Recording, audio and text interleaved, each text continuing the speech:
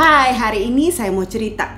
Pada suatu hari ada seorang perempuan yang demen banget gosipin tetangganya. Dia itu ceritain yang jelek-jelek tentang tetangganya. Gosipnya yang dia ceritakan itu menyebar dengan cepat ke lingkungan di daerah itu. Dan semua orang percaya sama ceritanya dia. Tapi suatu saat dia ketemu sama tetangganya itu, dan ternyata persepsi dia selama ini tentang si tetangga ini salah.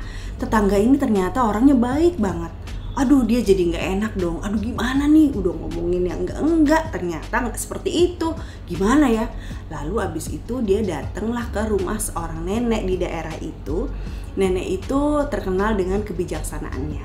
Dia datang lalu dia bilang, "Nek, saya melakukan kesalahan, apa yang harus saya lakukan?" Lalu diceritain tuh masalahnya gini.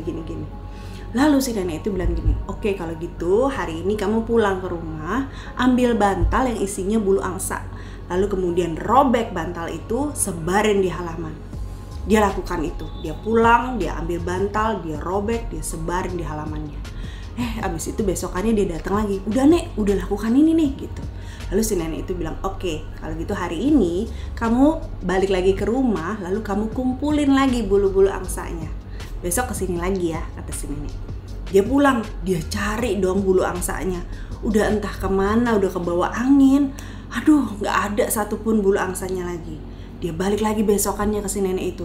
"Nek, gak mungkin lah, ini bulu angsanya udah pada kemana gak tahu Nek, udah kebawa angin." Lalu si nenek itu bilang, sama kayak gosip. Waktu mengucapkannya, waktu kita ngomongin orang, itu gampang banget dilakukan. Seperti waktu kamu merobek si bantal bulu angsa ini dan kemudian menyebarkannya. Tapi kemudian sesudah itu kalau kamu mau kumpulin lagi berita yang kamu sebar, mau kamu kumpulin lagi dan kamu betulin lagi, itu gak akan bisa lagi. Karena reputasi orang yang kamu omongin itu udah jelek, udah susah untuk diperbaiki.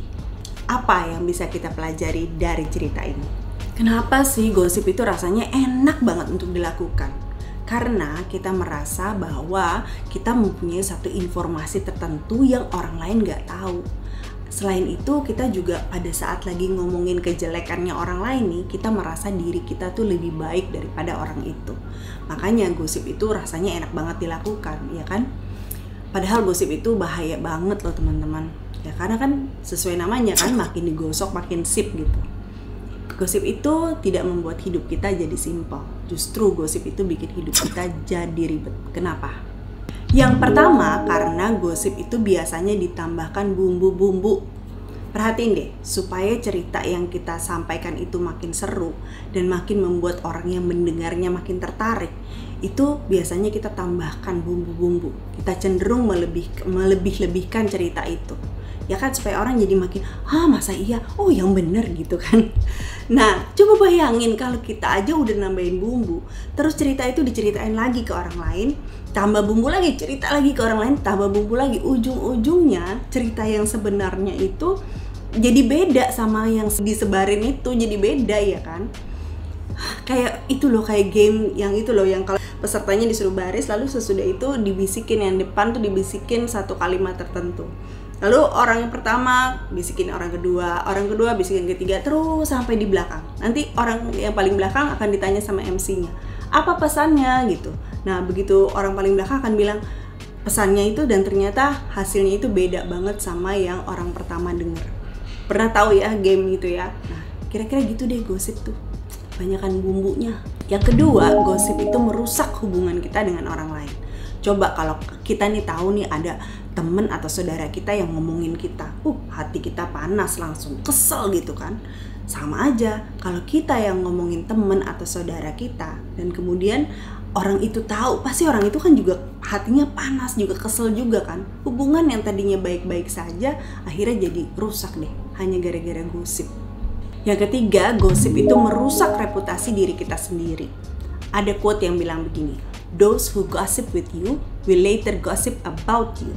Jadi orang yang gosipin orang lain ke kamu ya, nantinya biasanya bakalan ngomongin kamu juga ke orang lain.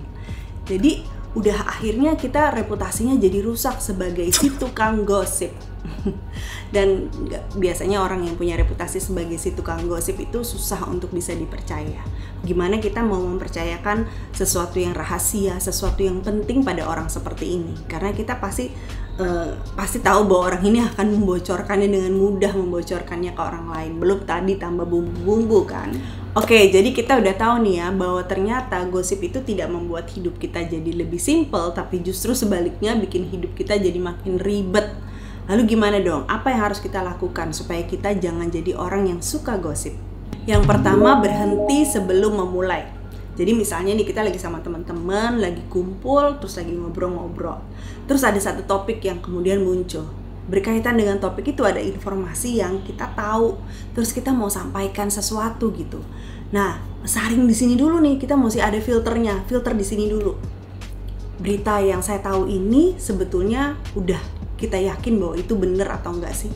Kalau seandainya kita belum yakin bahwa itu benar, sebaiknya nggak usah ngomong. Yang kedua, kalau seandainya hal ini perlu disampaikan nggak sih? Ada added value-nya nggak kalau kita sampaikan berita ini? Kalau seandainya enggak, ya udah lebih baik tutup mulut aja. Jadi kita memilih untuk berhenti sebelum memulai. Yang kedua, belajar mendengarkan hati nurani. Maksudnya gini, pada saat kita lagi ada dalam satu pembicaraan yang seru, gosip itu biasanya akan menambah suasana jadi tambah hidup gitu kalau ada gosip, ya kan? Nah, disinilah kita harus hati-hati. Kita harus benar-benar ada dalam kesadaran penuh gitu istilahnya, ya. Kita semua punya hati nurani. Hati nurani kita itu seringkali mengingatkan kita setiap kali kita kelewatan melakukan sesuatu. Jangan sampai kebablasan istilahnya gitu, ya. Jadi benar-benar pada waktu hati nurani kita menegur kita nggak boleh mengabaikan itu. Kita mesti belajar dengerin baik-baik, ya. Misalnya nih, kita lagi ngomongin sesuatu, tiba-tiba hati nurani kita bilang gini, kamu udah kelewatan.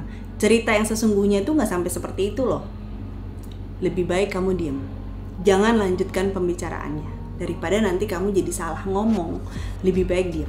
Nah, ini nggak gampang, butuh latihan, ya. Tapi sebenarnya kalau kita mau melatih diri kita, kalau kita mau melatih mendengarkan hati nurani kita, lama-lama kita akan terbiasa. Yang ketiga, berusaha untuk tetap bersikap positif. Jadi gunakan kata-kata yang positif pada waktu kita lagi ngomongin orang lain, ya. Biasanya kalau di tengah-tengah satu pembicaraan tertentu, waktu kita lagi ngomongin hal yang positif, orang lain juga akan jadi ngomongin hal-hal yang baik juga gitu. Jadi teladan aja deh gitu. Jadi jangan sampai kita yang memulai untuk ngomongin hal yang negatif tentang orang lain. Atau bikin aja aturan buat diri kita sendiri deh. Kita bikin aturan gini, kalau hal yang mau keluar dari mulut saya ini bukan kata-kata yang positif, saya memilih untuk diam. Nah, bisa nggak bikin begitu? Sekali lagi, ini nggak mudah, perlu latihan, tapi ini penting banget buat kita, ya.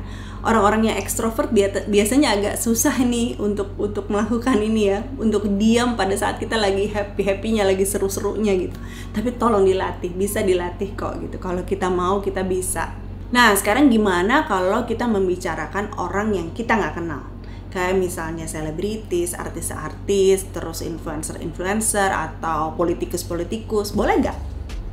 Satu hal yang kita mesti ingat, mereka juga manusia, mereka juga punya perasaan. Karena itu kita harus tetap hati-hati, ya. Kalau bukan omongan yang baik yang mau keluar dari mulut kita, lebih baik nggak usah ngomong. Prinsip hidup minimalis adalah lebih sedikit lebih baik. Termasuk juga hal yang kita bicarakan hari ini, lebih sedikit bicara, lebih baik. Ada quote bagus dari Socrates yang bilang begini, "Strong minds discuss ideas, average minds discuss events, weak minds discuss people." Jadi gimana menurut kamu? Apakah video hari ini bermanfaat atau enggak? Tulis di kolom komen ya. Kalau ada cerita-cerita yang mau kamu ceritakan berkaitan dengan topik ini, kamu bisa cerita juga di kolom komen. Jadi di channel ini itu bukan cuma saya doang yang cerita ke teman-teman, tapi teman-teman juga mesti berbagi juga supaya barangkali ada cerita kamu yang bisa membangun teman-teman kita yang lain, gitu kan? Oke, nah hidup kita itu harus jadi lebih baik, makin hari makin baik sampai kita bisa jadi versi terbaik dari diri kita. Nah, kita ketemu lagi di sini. Di video ini saya cerita tentang intentional living, bagaimana kita hidup secara berkesadaran, sadar saat melakukan segala sesuatu. Jadi kita ketemu lagi nanti di situ ya. Thank you for watching. Bye.